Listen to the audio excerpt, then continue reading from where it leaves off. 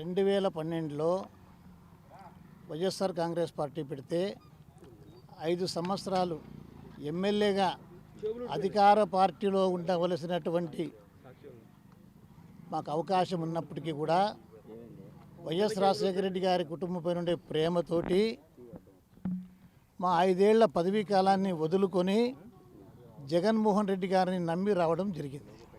ఆయన ఏమి చెప్పితే అది చేస్తాడు. ఏ రోజు ఆయన మాట మీరలేదు.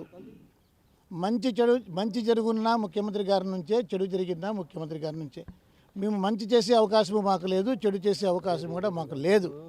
అలాంటి పరిస్థితుల్లో కూడా మమ్మల్ని పిలిచి మీకు సర్వే రిపోర్ట్ బాగలేదని, మీకు టికెట్ ఇవ్వడం లేదని చెప్పడము చాలా నాకు బాధాకరంగా ఉంది.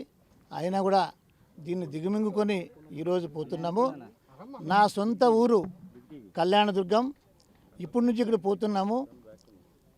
పార్టీ టికెట్ లేదన్నప్పటికీ కూడా రాయదుర్గం నుంచి కూడా మేము పోటీ చేస్తున్నాము. కళ్యాణదుర్గం నుంచి కూడా నేను పోటీ చేస్తూ ఉన్నా.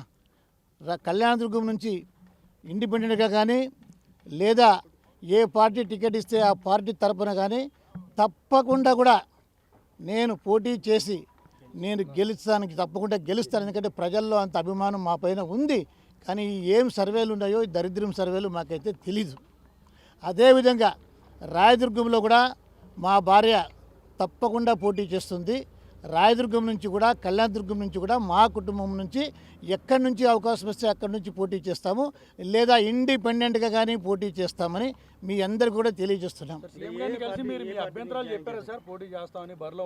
కనీసం ఈరోజు పొద్దున్న నుంచి 10 గంటల నుంచి ఇంతసేపు కూడా ఉన్నాను. కానీ వాళ్ళు ముందుగానే తీసుకున్న నిర్ణయం ప్రకారంగా మాకు చెప్పుకోవడానికి ఎలాంటి అవకాశం కూడా ఇవ్వలేదు. సజ్జల రామకృష్ణారెడ్డి గారు నీకు టికెట్ ఇవ్వట్లేదని చెప్పి మమ్మల్ని పంపించడం జరిగింది. ఎంత అడిగినా కూడా మాకు చెప్పుకోవడానికి అవకాశం కూడా ఇవ్వలేదు.